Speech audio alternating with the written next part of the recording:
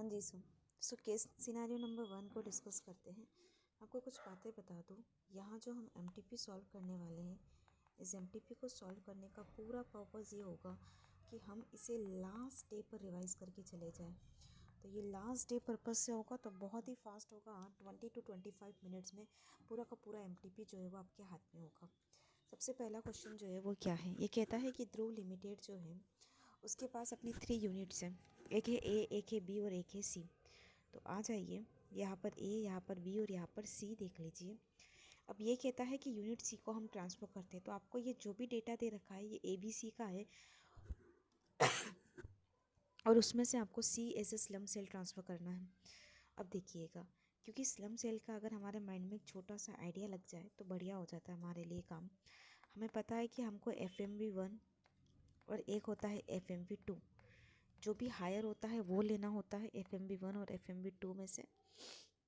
उसके साथ ही साथ हमको क्या करना पड़ता है, कॉस्ट ऑफ एक्विजिशन माइनस करना पड़ता है और जो आता है हम उसी पर क्या करते हैं, टैक्स रेट अप्लाई करते हैं।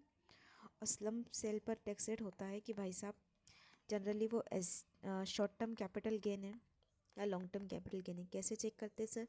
शॉर्ट टर्म यानी कि 36 मंथ या फिर उससे कम का तो शॉर्ट टर्म, लॉन्ग टर्म उससे ज़्यादा का तो शॉर्ट टर्म पर क्या रेट लगता है, नॉर्मल टैक्स रेट लगता है। और लॉन्ग टर्म पे क्या लगता है, लॉन्ग टर्म पे लगता है आपका 20%। ठीक है, उसके बाद आप ये बात समझ गए। एक चीज़, अगर ये कंपनी होती है तो सरचार्ज देखा जाता है, अगर ये इंडिविजुअल हो जा तो भी, पार्टनरशिप होता तो भी सरचार्ज देखते हैं।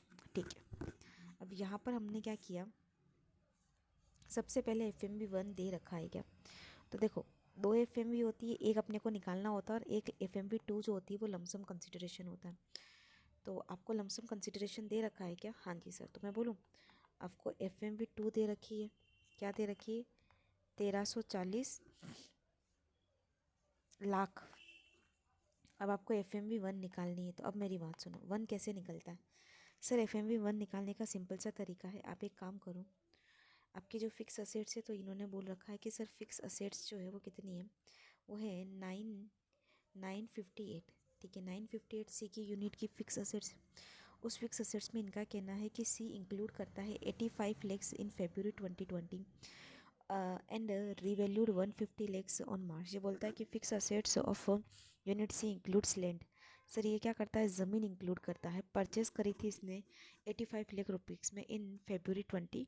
तो एक काम करो, आप उसमें से ज़मीन का जो वैल्यू है वो लेस कर दो।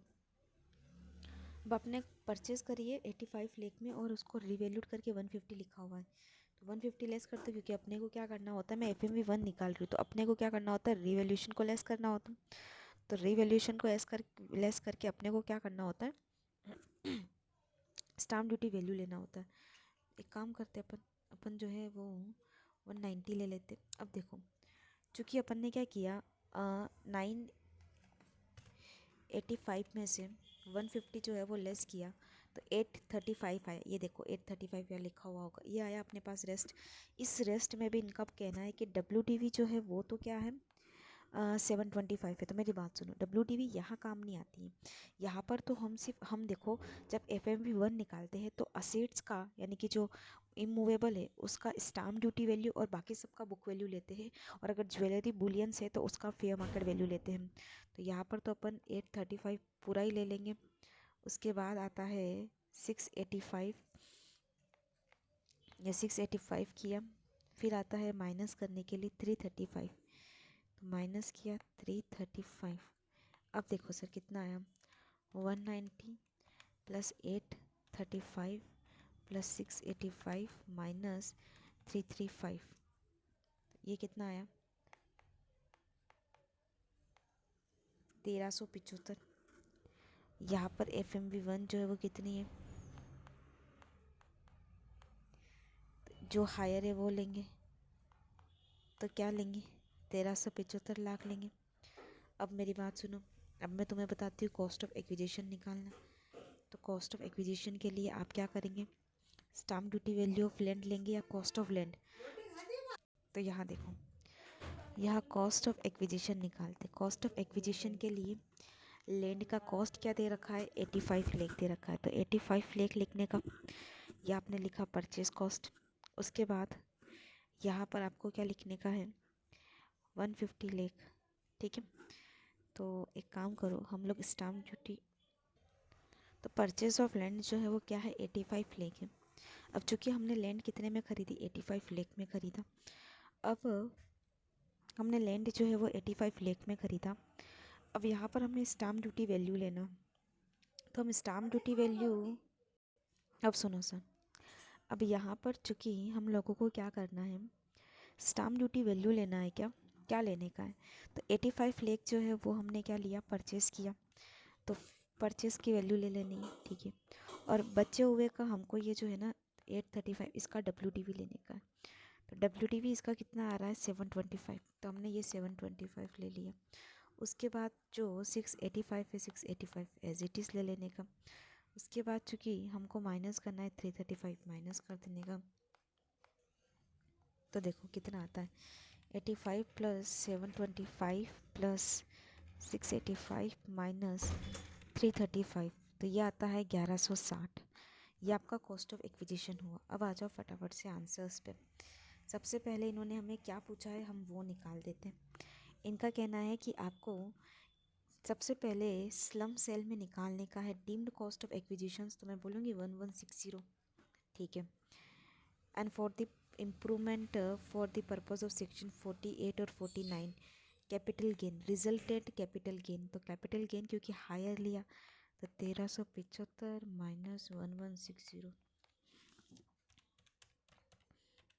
215। देखिए चेक करो, ये आया, हुआ। दूसरा, टैक्स लाइबिलिटी निकालो, तो मैंने बोला सर स्लम सेल पर टैक्स लाइबिलिटी यहाँ पर ये कितना पुराना है, तो यहाँ पता लग रहा है कि भाई साहब ये बिज़नेस जो है ये कभी कमेंस किया इन्होंने, सेटअप किया था फरवरी 2020 में। अगर फरवरी 2020 में कोई बिज़नेस सेटअप हुआ, सेटअप बाय ध्रुव लिमिटेड इन February 2020, तो फरवरी 2020 से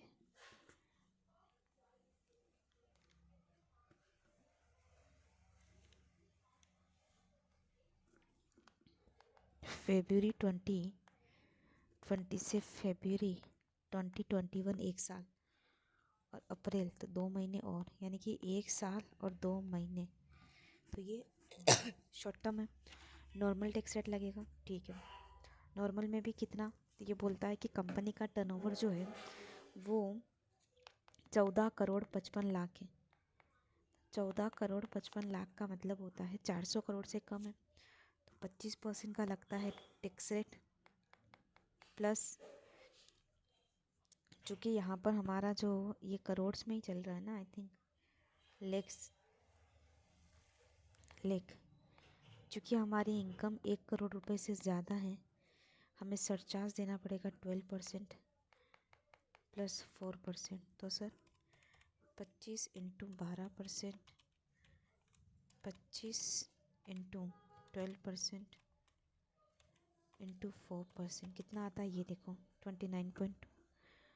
ठीक है, जो भी आता है आपका 29.12%। तो सर यहाँ पर आप एक काम करो, 215 इंटू 29.12% करो, ये आपका आंसर आएगा। सी वाला देख लो, सी वाले में ये कहता है कि अगर ये 2009 में शुरू की होती तो मैं बोलूँ ये लॉन्ग टर्म कैपिटल गेन होता, और यहाँ पर अगर लॉन्ग टर्म कैपिटल गेन निकलता और इनका कहना है कि FVOC जो है इतना होता, तो पक्की बात है 30 माइनस 30 करते तो ये 30 आता।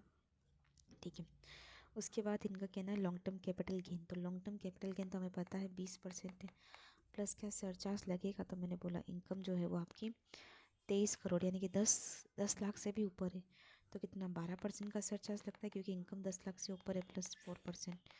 तो देखो 20 इंटू 12% प्लस किया इंटू 4%, तो यह आया 23.296 डिवाइड बाई 100 इंटू 2340, तो ये कुछ आएगा क्या, जी sir. What would be the minimum alternate tax computed under section 115 GB? Sir MAT कितना आएगा, अगर मेट IFSC में लोकेटेड है तो सुनो, मेट अगर आईएफएससी में लोकेटेड है तो 9% मेट लगता है। चूँकि आपकी इनकम जो ऊपर वाले में देखना, ये तो अलग सिचुएशन दे रखी, चूँकि आपकी इनकम 1 करोड़ रुपए से अलग डिफरेंट है, आपको 7% का लगेगा सरचार्ज प्लस 4%। तो कितना आता है देखना, 9 इंटू 7% किया, ये प्लस किया, इंटू 4% किया, ये प्लस किया, डिवाइड बाय 100 इंटू क्या आएगा, मिनिमम टैक्स बुक प्रॉफिट पर लगता है ना। बुक प्रॉफिट कितना है उन्होंने दे रखा होगा, 320, 32.0 ऐसा कुछ आना है क्या? बोले ये आ रहा है आंसर। क्या? मेरे को तो ये आ रहा है। बोले कुछ गलत तो नहीं किया? उस इनकम पर तो यही निकलना चाहिए। हाँ,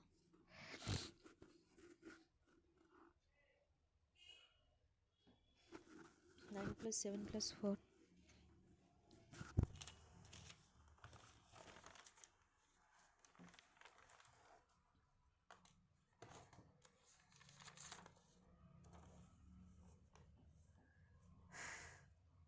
क्या हो रहा है?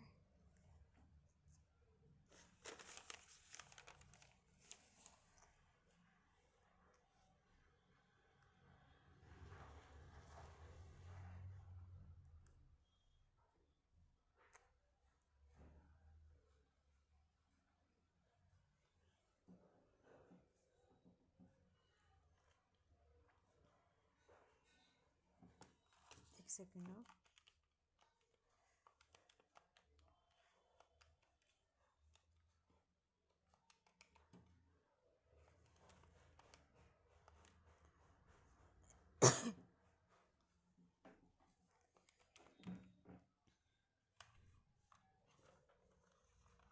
इसका भी ये आंसर आएगा। हाँ, एक बार आंसर चेंज करो, इसका भी ये आंसर होगा।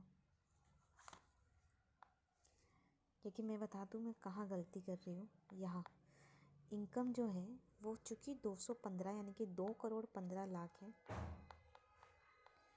2 करोड़ यानी कि आपका 1 करोड़ से ऊपर लेकिन 10 करोड़ से कम, तो 7% का सरचार्ज ही लगता है, तो ये नहीं आएगा।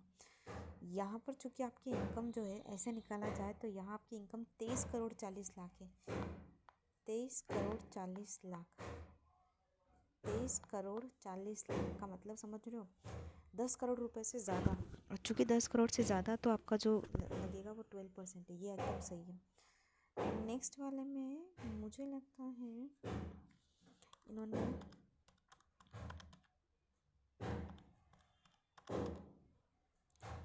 किस वाले से कर रखा,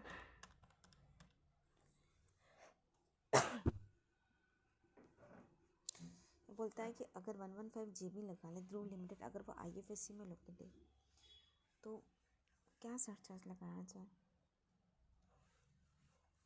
अगर ऊपर वाले क्वेश्चन के थ्रू जाया जाए तो 12% का सरचार्ज लगता है, बाकी जो है वो 7% का सरचार्ज लगता है। मैं आपको ये बताती हूँ 2 मिनट। और ये वाला आईएफएससी में अगर आप डिविडेंड डिस्ट्रीब्यूट करते हो तो कोई टैक्स आपको नहीं लगता है, नो टैक्स। तो हाँ जी सर, एक काम करो यार, 7% ही लगाओ और यही सही करो।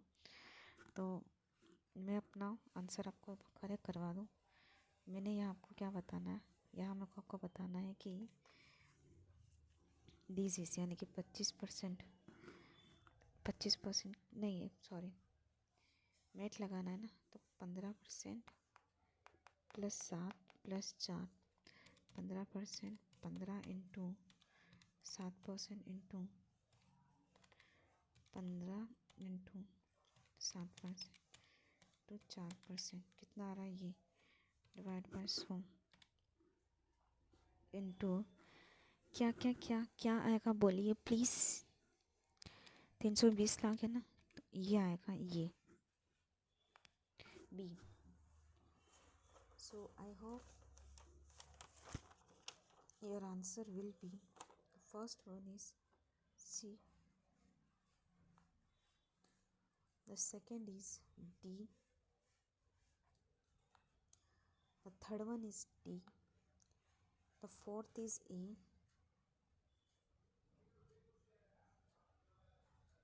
third is D, fourth is A, और फिफ्थ इज ए। तो फोर्थ में एक काम करो, यहाँ तुम 12% ही करो, तो 15 प्लस 15 इंटू 12% तो 4% इंटू अमाउंट कितना है 320। नहीं,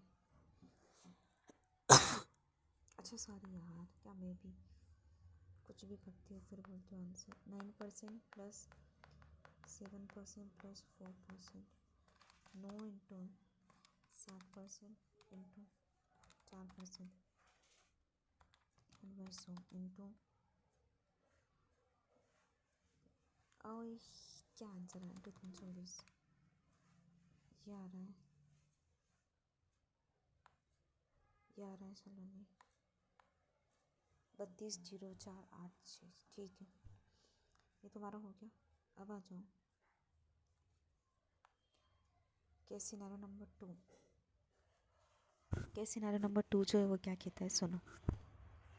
ये जो है ना एक क्या बोलते हैं, ऐसे कह सकती हो एकदम थ्योरेटिकल बेस है। तो अगर इसका थ्योरी वाला बेस है तो आपको इसे कैसे कंप्लीट करना है ये समझते हैं।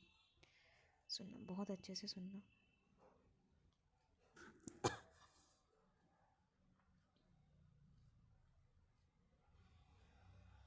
ये बोलता है केस सिनेरियो नंबर 2, ये बोलता है Mittal private limited M files its return of income. ये अपना रिटर्न ऑफ इनकम फाइल करते हैं फॉर प्रीवियस ईयर 21-22 ऑन 30 सितंबर 2022 डिक्लेयरिंग लॉस ऑफ 18 लाख। तो ये बोलता है कि मित्तल प्राइवेट लिमिटेड है, फाइल करते हैं अपना इनकम टैक्स रिटर्न 21-22 का 30 सितंबर को, डिक्लेयर करते हैं लॉस 18 लाख रुपए। The rate of income tax applicable, इन पर 25% का रेट लगता है। The tax auditor of M is his audit report submitted under section 44AB has reported a disallowed of 1,20,000 towards personal expenditure of directors, as no evidence was produced by M in support of his expenditure. However, M did not disallow the same in its computation of return of income.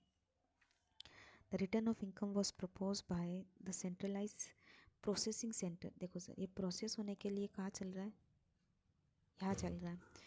Making an application to 1,60,000 towards personal expenditure and loss under section 143(1) are computed. तो sir जब हमारी income tax officer ने processing करी तो हमारी उसने loss जो है वो ये बताया, ठीक है। तो जब भी आप ध्यान रखना, प्रोसेसिंग होती है और प्रोसेसिंग में अगर आपकी इनकम जो होती है वो बढ़ जाती है तो ऐसे में उस टाइम पर आपको कोई पेनल्टी नहीं लगती। तो अगर कोई पूछ ले, नहीं लगती कोई penalty. The return of income was selected for scrutiny assessment. अब ये रिटर्न स्क्रूटनी के लिए भी सेलेक्ट हो गया, हमारी किस्मत खराब। By order pass under section 143 थी। The loss as per normal provision was reduce. ये बोलता है कि अब तुम्हारा जो लॉस है वो इतना ही रह गया है, तुम्हारी इनकम इतनी, मतलब अब तुम्हारा लॉस जो कभी 16,40,000 था वो 12,20,000 ही रह गया है। स्क्रूटनी असेसमेंट में ये पता लगा। The assessment was reopen. Assessment 147 के रीओपन हुए।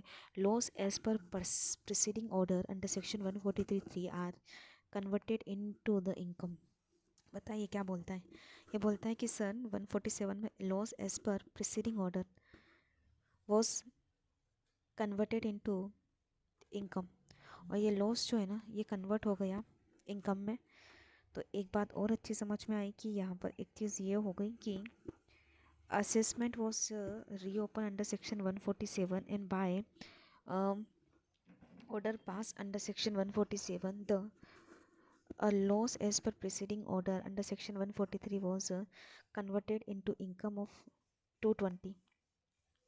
मोस्ट अप्रोप्रिएट आंसर आपको बताना है। Which of the following statement regarding penalty on addition of 1,60,000 towards personal expenditure is correct. तो which of the following statement regarding penalty on addition of 1,60,000 towards personal expenditure is correct.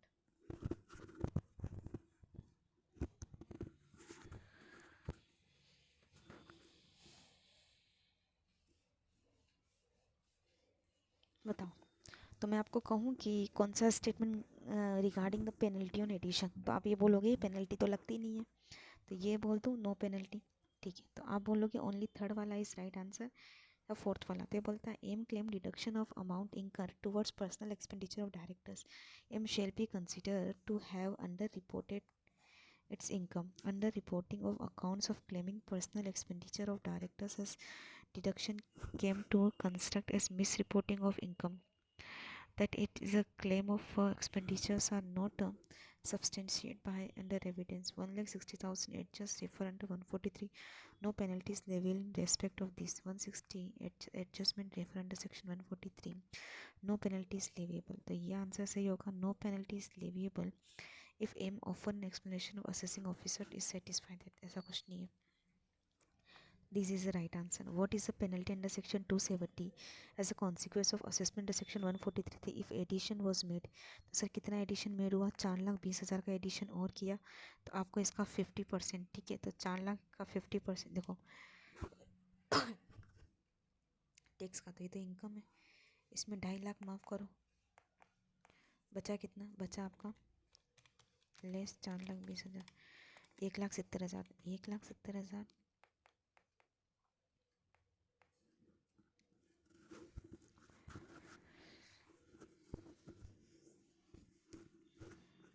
1,70,000 पे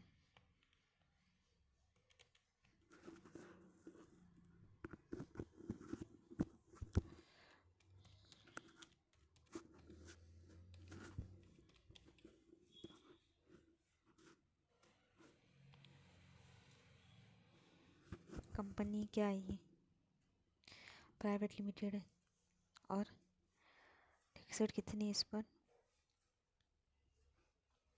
25% ये लिखा हुआ है ना। तो 1,70,000 इंटू 25% इंटू 4% और करो। आई एम सॉरी यार, ये क्या कर रही हूँ मैं।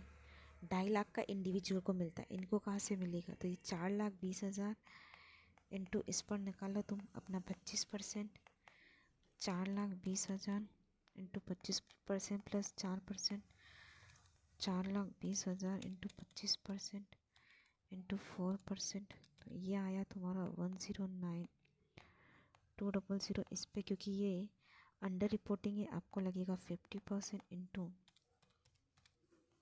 50% कर दो,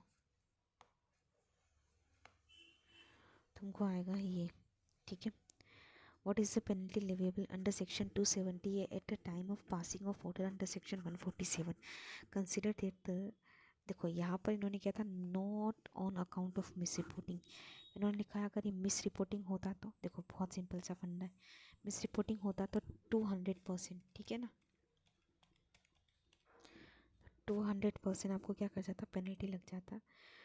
पासिंग ऑर्डर आपको 147 में पास हुआ, तो आपको जो ऑर्डर 147 में पास हुआ उसने आपकी इनकम 2 से और बढ़ा दी ना, 2 से और बढ़ा दी आपकी इनकम। तो यहाँ पर देखना loss of the assessment was open under section 147, order pass 147, loss of as per preceding order under section 143 was convicted into income 220, converted into income 220। तो आपको इनकम कन्वर्ट करी ना, तो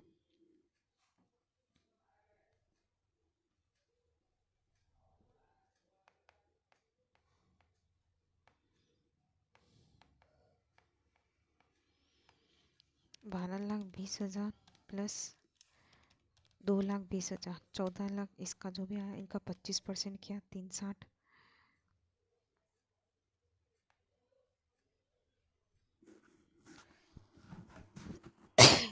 into 4%, this will be answer, ठीक है।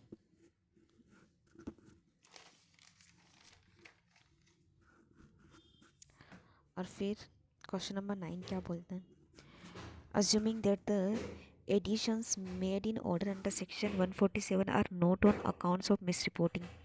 बताओ sir, ये बोल रहा है कि ये मिस रिपोर्टिंग नहीं होता of income but only on account of under reporting, पर ये मिस रिपोर्टिंग की जगह अंडर रिपोर्टिंग होता।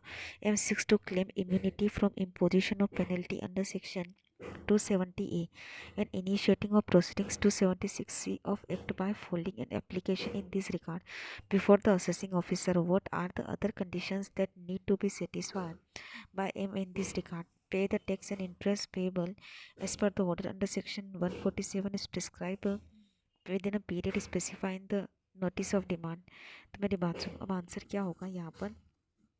तो ये बोलता है कि अगर 147 में अगर आप मिस रिपोर्टिंग ऑफ इनकम करते हो बट ओनली ऑन, ये बोलता है 147 not accounts of miss reporting of income but only on under reporting, क्या इसे इम्यूनिटी मिलती है? तो मेरी बात सुनो, अगर मैं आपको बोलूँ ना, इम्यूनिटी तभी मिलती है जब वो अंडर रिपोर्टिंग हो। इसीलिए ये कह रहा है कि भाई साहब क्या अंडर रिपोर्टिंग में इम्यूनिटी मिलती है? तो मैंने बोला ठीक है सर, हम अंडर रिपोर्टिंग में आपको इम्यूनिटी दे देंगे, ठीक है। नॉट मिस रिपोर्टिंग आपकी ये है अंडर रिपोर्टिंग। अब इम्यूनिटी कितना मिलता है? जनरली अपन इसे वेव ऑफ पेनल्टी भी बोलते हैं। तो यहाँ पर पे द टैक्स और interest 147 within a specified demand notice या pay specified demand notice, context of addition order, pay interest period specified, no appeal should be has file against. ये बोलता है कि assessment notice of demand 30 days, no appeal. Assessment होता है आपका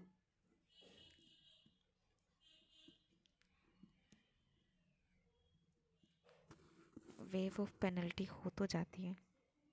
wave of penalty कहता है pay the tax and interest payable on order under section 1 for period specified on demand notice, no appeal should be और should have been file. तो ऐसे में आपको मिल जाता है ये, ठीक है। क्वेश्चन नंबर 10 जो है वो कहता है out of addition of 4,20,000 made by order pass under section 143(3) on an amount of 1,80,000 is on accounts of false entry deliberate made in the books of accounts. Apart from penalty under section 270, what are the other prosecutions and penal consequences? तो sir क्या prosecution है और क्या panel consequences है? बहुत simple सा है sir, इसको पेनल्टी लग जाएगी। कितने की पेनल्टी लगेगी? देखो सर, अगर आप क्या करते हो, फॉल्स एंट्री करते हो, तो जितने की आपने फॉल्स एंट्री करी उतनी आपको पेनल्टी लग जाएगी, ठीक है। अगर ये फॉल्स एंट्री का केस है तो अब अगला देखना, ये कहता है कि एयरलाइन जो है, एयरलाइन बिजनेस के लिए आपको पता है उड़ना जो है वो आसान है, इसलिए 5% का रेट है। लेकिन जो इंडिया में रिसीव हुआ तो कलेक्शन चार्ज 40 करोड़ जो है वो मुंबई में रिसीव हुआ और 120 करोड़ रिसीव इन यूएस। तो ये 120 तो आने वाला नहीं है, ठीक है। अब एक इन्होंने दे रखा है कि यहाँ पर 40 करोड़ जो रिसीव हुआ है अदर, ठीक है, इक्विवेलेंट, तो 80 करोड़ आया। 80 करोड़ का 5% कितना होता है? 80 करोड़ का 5% 4 करोड़, ठीक है। 4 करोड़ पर टैक्स कितना बनता है? 5% इंटू 4%, यह आता है कुछ ऐसा, है ना। तो एक काम करो, 80 करोड़ का 5% का इनकम निकालो। तो 80 करोड़ टोटल एक्सपेंडिचर तो अलाउड नहीं होते, 80 का 5% होता है 4 करोड़। अब आप मुझे बोलोगे मैम 4 करोड़ तो यहाँ पर भी और यहाँ पर भी, ठीक है। 4 करोड़ का तुम निकालो कितना टैक्स रेट कितनी लगती है? उड़ना जो है मैंने बताया था ईजी है, 5% का रेट है, इंटू 4 करोड़ का 5% या इंटू 4% का सेस। अरे रुको रुको रुको, इनकम कितने से ऊपर है इनकी? इनकी इनकम आ रही है कितनी? 4 करोड़। तो 1 करोड़ से ऊपर है कितने का? 2 और 5% तो 2% का। तो एक सेकेंड, 80 करोड़ का 5% 4 इंटू 4 करोड़, ठीक है। 80 करोड़ का 5% जो होता है वो होता है 4 करोड़, और 4 करोड़ पे आपको रेट लगाना है, फॉरेन कंपनी पर टैक्स रेट कितनी है? 40%। 40% इंटू 2% का सरचार्ज इंटू आया 169.72, ये आया, ठीक है। तो आई थिंक अभी आपको क्लियर हो गया। मैं फिर बताती हूँ क्या होगा। 5% ऑफ 80 करोड़, तो जो आएगा 4 करोड़, ये तो इनकम है। और भाई साहब इस 4 करोड़ का 40% प्लस 2% जो सरचार्ज है प्लस 4%, पक्की बात है। क्वेश्चन नंबर 12 देखो, a notified infrastructure debt fund eligible for exhibition under section 1047 of income tax act 1961 has to pay interest 5.2 lakh to a company incorporated in foreign country. The foreign company incur expenditure 20,000 for earning such interest. The fund also has to pay interest of 3.2 lakh to Mr. Peter, who is resident of country M, a notified judicial area. Which of the following statement is correct? बताओ। तो ये बोलता है कि sir अगर हमने पे किया है इंटरेस्ट 5.2 लाख, फॉरेन कंपनी इनकर expenditure 20,000 for earning such interest, तो एक नोटिफाइड इंफ्रास्ट्रक्चर फंड जो होता है पे इंटरेस्ट 5.2 लाख, फॉरेन कंपनी इनकर expenditure 20,000 for earn such interest. तो मेरी बात सुनो, अब पीटर जो है वो रेजिडेंट है, ध्यान से सुनना। फॉरेन कंपनी को कोई बेनिफिट नहीं मिलता है, ठीक है, और वो नज़ा में है। ओ बाप रे, रेजिडेंट नोटिफाइड इंफ्रास्ट्रक्चर बॉन्ड है, तो नोटिफाइड इंफ्रास्ट्रक्चर बॉन्ड पे वैसे तो 5% का इंटरेस्ट लगता है, लेकिन अगर नज़ा में है तो 30%। तो ये देख लो, generally 5.2 attract on 5 lakh and ये अट्रैक्ट होगा 3.2 पे, ठीक है। ठीक सर।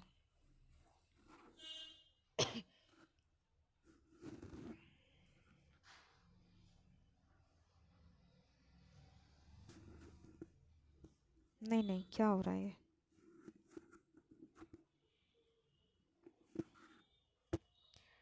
सर 20,000 एक्सपेंडिचर मिलता थोड़ी ना, ये गलत है, ये वाला राइट है। D, it is a right answer. आ जाओ आप नेक्स्ट। क्वेश्चन नंबर 13 क्या कहता है? 13 कहता है कि भाई साहब मिस्टर साहिल है। अब यहाँ पर बहुत मस्त क्वेश्चन है। साहिल के पास रियल इस्टेट का इन्वेस्टमेंट 10% है, सिक्योराइजेशन का 7.5 और इन्वेस्टमेंट का जो है 5%। मैं बता दूँ, रियल इस्टेट एक ऐसा है रीट जहाँ जितना इनकम डिस्ट्रीब्यूट होता है ना, उसी की कैलकुलेशन होती है। जितना डिस्ट्रीब्यूट हुआ उसी पर आपको टैक्स पे करना है। तो यहाँ पर जैसे इसकी बिजनेस इनकम और अदर इनकम मिलाकर जो भी इनकम बनती है, तो बिजनेस इनकम तो रीट की है, तो बिजनेस उसके हाथ में टैक्सेबल है। नहीं, ये बिजनेस नहीं है यहाँ रीट पर, क्योंकि इसका रेंट इंटरेस्ट और इसका अदर इनकम, इसका रेंट और इसका इंटरेस्ट, सुनना, इसका रेंट और इसका इंटरेस्ट जो है, ये दोनों ही जो है वो शेयर होल्डर या यू कॉल बोलो यूनिट होल्डर के हाथ में टैक्सेबल है। यूनिट होल्डर के हाथ में भी इसका 90% टैक्सेबल है, और इसमें भी इसका हिस्सा कितना है रीट में? 10%। ठीक सर, ये पीजीबीपी में जाएगा, यहाँ कुछ जाएगा नहीं, क्योंकि ये आता है प्रॉफिट फ्रॉम बिजनेस। और ध्यान रखना, सिक्योराइजेशन में जो होता है सारी इनकम अपने ही हाथों में आती है, तो सिक्योराइजेशन में तो सीधा ही हमारा शेयर्स कितना है सिक्योराइजेशन का, हमारा शेयर है सिक्योराइजेशन के लिए 7.5 का, तो लगा दो इस पर 7.5%। अब सुन लो, एक जो हमारे यहाँ इनकम आती है इन्वेस्टमेंट की, ये तो उसके हाथ में टैक्सेबल, ये अपने हाथ में है, और ये लॉस ले लेगा इसके हिस्से का। तो क्या ले लेगा ये? वैसे तो इसका जो है वो 5% हिस्सा है। नहीं, क्या है ये यार, इन्वेस्टमेंट 5%। ठीक सर, लगाओ, दिखे 3 20, 3 20 में इसका 5%, 16 का हिस्सा इसका, 1150 में इसका 5%। देखो बढ़ता तभी है जब 12 महीने से ज़्यादा पुराना होता है, ठीक है। तो यहाँ पर ये इन्वेस्टर्स कितना पुराना है, यहाँ पर 18 महीने से ज़्यादा पुराना है, इसलिए इसको लॉस बढ़ रहा है, ठीक है। इधर 12 और 8 20, 20 लाख 20,000, 20 लाख 20,000, 20 लाख 20,000 इंटू 90%, ठीक है बेटा। और इसमें हमारा हिस्सा है 10%, ये आएगा। इसके बाद 6,30,000, इस पर 7.5%, ये आएगा। तो आंसर कुछ ऐसा आ रहा है क्या? और लॉन्ग टर्म कैपिटल गेन 3,80,000 साहिल के हाथ में, तो 565 ये वाला आंसर मेरे को आ रहा। ठीक है, कि जो लिखा है वही कैलकुलेट किया है मैंने।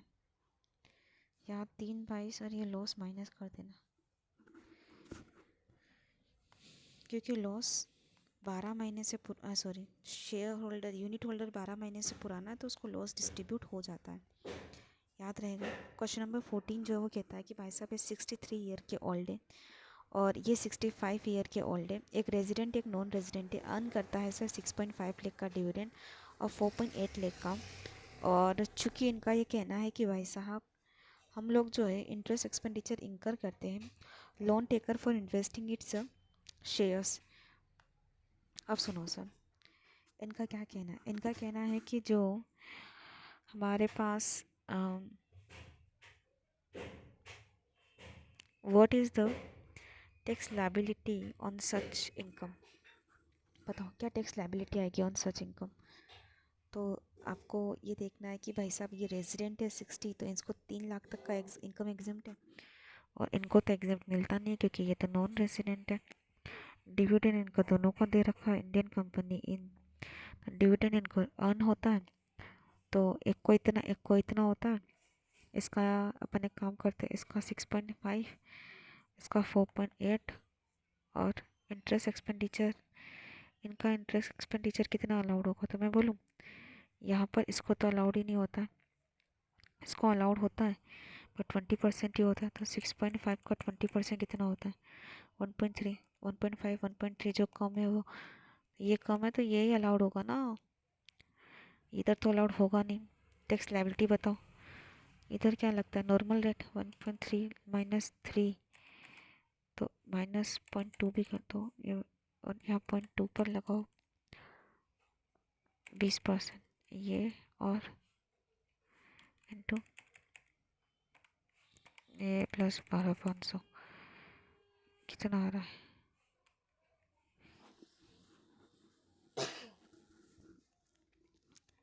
क्या लगता है इस पे टैक्स रेट कितना लगता है? तो यहाँ तो नॉर्मल टैक्स रेट और यहाँ पर लगता है 20%। नॉर्मल टैक्स रेट कितना आता है? 6.5 माइनस 1. ये 1.3 क्यों लिखा? अच्छा 5.2 आपका इनकम आया।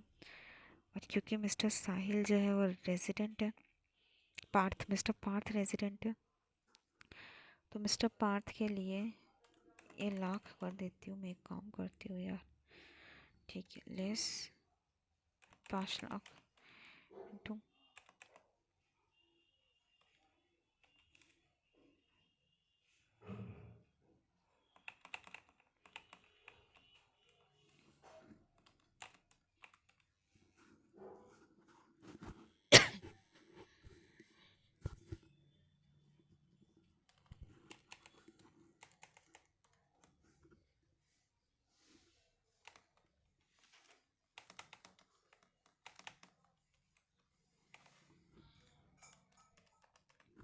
14,560 और यहाँ पर 20% करना, 4.8 का 20%, 96, 4% into 99840। Now the question number 15, mister Suhas has पे 4.2 लाख गॉट ट्रिप। अब ये देखो, अगर आप ओवरसीज टूर पैकेज बुक कर रहे हो तो जो लोन आप ले रहे हो, आपने लोन लिया है सन की एजुकेशन के लिए, तो आपको 0.5% का TDS ही कटेगा और वो भी 7 लाख रुपए से ऊपर पर। तो और 4.2 पे तो ओवरसी, तो इस पर तो पूरा 5%, 4.2 पर तो पूरा 5%। और ये वाला भी सही लग रहा है ना, 4.2 पर 5%। बैंक वाला तो नहीं यार, 0.5, ये वाला ये सही है। ठीक है, क्वेश्चन देख लेते हैं। मैं क्वेश्चन में कहाँ गलतियाँ होती है ना, वो गलती बता देती हूँ फटाफट से। देखो, ये एकदम पक्का सही करोगे क्योंकि तुम्हें पता है कि इंटरेस्ट पेड बेसिस पर अलाउ होता है। ये भी एकदम सही करोगे क्योंकि तुम्हें पता होता है कि जब एनआर पर टीडीएस डिडक्ट करना होता है तो 100% डिसअलाउ हो जाता है, आइटम नहीं डिडक्ट किया होता है तो। ये भी तुम्हें पता होगा कि ये 15 लाख रुपए जो है, ये जो 15 लाख रुपए तुमने डैमेज के पे किए वो अलाउड होते हैं। डेप्रिसिएशन तुम्हें पता है, मार्क टू मार्क लॉसेस तुम्हें पता है, profit on sale of land तुमने ये भी पता कर लिया होगा। क्योंकि इस देखो कैसे क्या करना था, यहाँ तो कुछ नहीं करना, यहाँ तो आपको एडबैक मारना है, वो एक्चुअल वाला वो लेस करेंगे। यहाँ आपको क्या करना है, mark to mark losses ICDS कहता है भाई ऐड करो, तो अपने 6 लाख को ऐड कर देने का। प्रॉफिट आपको हुआ तो आपका कैपिटल गेन में जाता है, मतलब ये अलाउड ही नहीं होता जनरली ये तो आपको अपने क्रेडिट साइड से इसको क्या कर देना, ऐड कर चुके हो तो माइनस कर देंगे। अब रिटेंशन मनी जो होती है वो अलाउड होती है, कोई दिक्कत नहीं है यहाँ पर। जो आपका इंटरेस्ट ऑन फिक्स्ड डिपॉजिट ये होता है, bank fund marginal obtain for guarantee state, ये आपको अलाउड होता है। देखो ये मत कहना पर्टिकुलर कॉन्ट्रैक्ट, ये इसी बिजनेस से रिलेटेड है और अलाउड कर दिया। फिर रियल एस्टेट रीट की इनकम आई तो यहाँ देखना, रीट की इनकम में ये इनकम जो होती है ये क्या होती है, ये टैक्सेबल होती है उस बिजनेस ट्रस्ट के हाथ में, तो ये एड बैक कर देंगे। और ये तो अपने हाथ में टैक्सेबल होती है, ये तो अपने को अलाउड है, कोई दिक्कत नहीं है। फिर आता है अदर इन्फॉर्मेशन, ये एडजस्टमेंट किया, लैंड का एडजस्टमेंट अपने को करना नहीं है क्योंकि ये अदर सोर्सेज में जाएगा, ये अपने को एडजस्टमेंट करना है। तो अपने को क्या देखना है, जिसको अपन ने 25,000 से कम की सैलरी दी हो तो ये 25,000 से कम की सैलरी, ये 25,000 से कम की, वो अपने यहाँ ज़्यादा रहा हो तो ये नहीं रहेगा, वो जो कंडीशन है वो पूरी करने के लिए ये भी नहीं रहेगा। एक कैजुअल आते नहीं है रेगुलर में, ये नहीं आएगा क्योंकि इसकी इनकम ज़्यादा है। फिर आएगा ये सिर्फ ये, ठीक है, क्योंकि शायद ये स्टार्टिंग से आगे मतलब इन्होंने जितना टाइम पीरियड है उतना किया है, तो यहाँ पर आपको रिडक्शन मिल जाएगा 80 जाम में, ठीक है। बस यही था। आपको दूसरा क्वेश्चन जो था, और यहाँ पर ध्यान रखना, आपको ये लगता है ना रेट, तो फिर यहाँ पर आपको कितनी रेट लगती है याद है कुछ? हाँ, BAA में सर, BAA में आपको रेट लगती है 22+10 सरचार्ज लगती है, रिस्पेक्टिव प्लस चार्ज, ठीक है। अब सुनो सर, क्वेश्चन नंबर 2 बहुत सिंपल है। 2 में आपको कुछ नहीं करना, ये 78 का भले ही तुमने स्टार्टअप में इन्वेस्ट किया होगा प्रोपोर्शनेटी, और ये जो तुमने परचेस किया जो प्लांट एंड मशीनरी के लिए लिया है और जो स्पेसिफाइड के लिए लिया है बैंक में डिपॉजिट, यही दोनों आता है, इसके अलावा कुछ नहीं आता है। फिर आता है सर दूसरा क्वेश्चन, ये बोलता है कि भाई साहब अगर हम लोग क्या करें, हम लोग जो है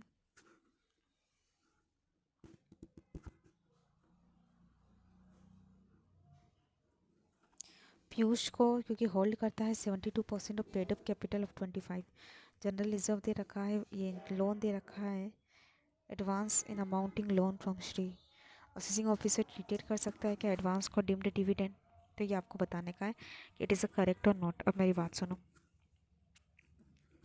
द नेक्स्ट वन इज़, यहाँ पर ये 64 ईयर के हैं और रेजिडेंशियल इंडिविजुअल है, 3 लाख तक इनकी इनकम एग्जिम्ट होती है। फिर ये जो है देखो, यहाँ पर आपका टैक्स बनेगा 25% का, वहाँ पर आप टैक्स निकालोगे और उसके बाद आप क्या करोगे, ये सारे डिडक्शन दे देंगे। यहाँ ध्यान रखना 80U में सेवरल डिसेबिलिटी में 125 मिलता है, बाकी 75,000 मिलता है, वो भी फ्लैट है, यहाँ पर वो नहीं होता, ठीक है। फिर आपको यहाँ पर निकाल देने का है, आपको 86 में रिबेट मिलता है, वो रिबेट ले लेने का है। क्वेश्चन नंबर 3 चैरिटेबल इंस्टीट्यूट को लेकर है, तो भाई साहब देखो 20% आप बिजनेस से ज़्यादा हो तो फिर आप चैरिटेबल नहीं हो।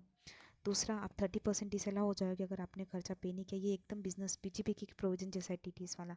वॉलंटरी रजिस्ट्रेशन कब तक लेना है, जनरली हमको हमारे फाइनेंशियल ईयर स्टार्ट होने से 3 महीने पहले लेना है, जो 5 साल तक वैलिड रहेगा। फिर जो ये सेकंड क्वेश्चन है ना, फॉर्चून इंडिया, ये फाइनचूर इंडिया लिमिटेड वाला क्वेश्चन है, तो ये क्वेश्चन जो है ये कहता है कि भाई साहब आपको एडजस्टमेंट करना है। देखो सबसे पहले इनमें 2-3 क्वेश्चन पूछे कि बताओ हमारे बीच में रिलेशन है क्या एसोसिएट वाला, तो हम बोलेंगे कि भाई साहब तुमने जितना लोन दिया और तुम्हारी एसेट्स उसका परसेंटेज अगर 50% से ज़्यादा है तो हम एसोसिएट है। प्राइमरी एडजस्टमेंट का मतलब तुम्हें पता होता है कि भाई साहब जो डिफरेंस होता है, यहाँ 2% का डिफरेंस है, इतना एडजस्ट कर देंगे। सेकेंडरी में क्या होता है, 90 दिन में पैसा इंडिया में रिपेट्रिएट कर दो, अगर इंडिया में पैसा रिपेट्रिएट नहीं करोगे तो हम तुम्हें तो उसका हम तुम्हें ये मान लेंगे कि तुमने उसे लोन दिया और लाइबर प्लस 3%, और SBI की रेट वाला अलग होता है, लाइबर तब लगता है जब बात डॉलर में लोन देने की होती है, ठीक है। अब यहाँ पर ये बात हुई, अब यहाँ पर तुमने SBI प्लस कितना परसेंट है ये तुम मुझे बताओ। अब यहाँ पर तीसरा जो है वो सेकेंडरी एडजस्टमेंट में आपको पता है आप टैक्स दे सकते हो। टैक्स जनरली यहाँ टैक्स रेट कितनी है आप ये बताओ, 18% है आई थिंक। तो आप बताएंगे ये कि इसमें टैक्स की रेट क्या है। अगर मैं जो है वो रेमिट नहीं करती हूँ तो मुझे नहीं पता, ठीक है, ये रेट आप बताइए। अब आता है एडिशनल इनकम टैक्स निकाल सकते हैं अगर आपको रेट पता चल जाएगी तो। ये क्वेश्चन नंबर 3 जो है कहता है कि भाई साहब हमारे अलाउंसेस आप कितना टीडीएस निकालेंगे। तो देखो आप क्या करोगे, पहले टीडीएस निकाल दोगे, क्योंकि 115 बीएससी ले रहे हो तो आपको याद रखना है कि आपको सैलरी पर जो 50,000 का स्टेटमेंट डिडक्शन मिलता है वो डिडक्शन नहीं मिलेगा। उसके बाद आप परक्यूसिट्स पर टैक्स लगा के निकाल दो, कुछ 6% लमसम आएगा। उसके बाद बचा हुआ जो है वो सैलरी पर लगेगा। आपका दूसरा ये कहता है कि भाई ये जो है सीबीएस वाला ये आपको थोड़ा डिले रखना है। ये क्वेश्चन आपको इससे आया है, किससे, इक्वलाइजेशन लेवी से आया है। फिर यहाँ पर आप ध्यान रखना आपके पास क्या रेमेडी होती है अगर आप जो होते हैं वो एडवांस रूलिंग के प्रोविजंस जो होते पहले बाउंडिंग होते थे अब बाउंडिंग नहीं होते। 1/9/2021 के बाद से बाउंड नहीं होते। आप हाई कोर्ट जा सकते हो विदिन 60 डेज़ में अगर आप बाहर से परेशान हो तो, उसके ऑर्डर से परेशान हो तो। देखो अगर आपके ऊपर सर्च बैठ जाता है ना, और सर्च बैठने के बाद आपको नोटिस भेजने की ज़रूरत नहीं होती है वो सर्च पैनल के ये। और अगर आपके अनडिस्क्लोज इनकम है तो आपको 60% का टैक्स लगता है। 30% का भी लगता हुआ कुछ केसेस है। सर्च के बाद ये वाले क्वेश्चन में सर्च के बाद जो होता है आपको नोटिस इशू करने का ज़रूरत नहीं होता है, ऐसा ये बोलते हैं। और फिर आपको एक चीज़ को ध्यान रखनी है यहाँ टैक्स रेट। देखो डिविडेंड पर आपको 10% का रेट है, रॉयल्टी पर आपको एफटीएस पर, और ये कितना क्या रेट है वो देखने का है, ठीक है। That is clear.